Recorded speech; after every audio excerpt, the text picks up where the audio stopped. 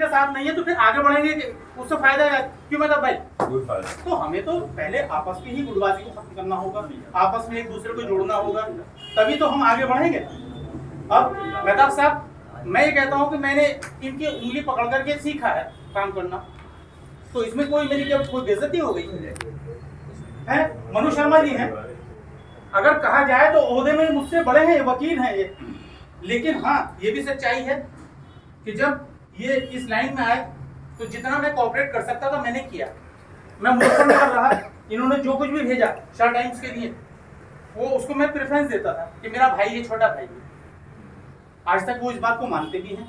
तो हमें एक दूसरे को ये भी सोचना चाहिए, अगर क्या हम कहीं बड़े हैं तो हमें बड़प्पन का हक अदा करना चाहिए, और अगर हमसे कोई छोटा है तो उस पर हमें शफकत का हक रखना चाहिए। लेकिन अगर वो छोटा है तो वो ये ना सोचे कि हम इनसे आगे बढ़ेंगे, उसका भी कोई फर्ज होता है कि वो अपने बड़े को मान और सम्मान दे, या वो ये सोचता रहे कि साहब मैं ही हो गया सब कुछ।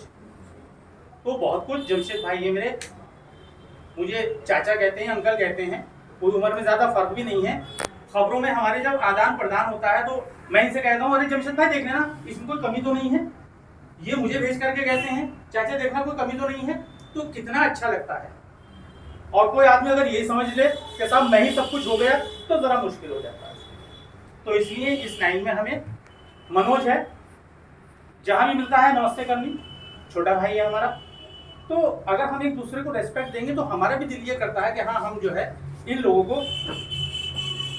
के सर पर हमारा हाथ रहना चाहिए। कहीं अगर ये गलत काम कर रहे हैं तो उसके बारे में हम इनको समझाएंगे, और कहीं अच्छा काम कर रहे हैं तो हम इनका जो है सराहना करें।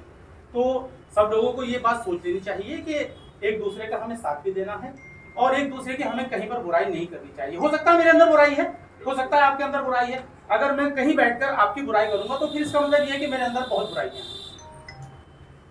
और ये बात सिर्फ मैं कहने के लिए नहीं कह रहा हूँ, साफ सी बात है, मेरे दिल में जो बात थी वो मैंने कह दी। बहुत अच्छी बात कही आप। ओके।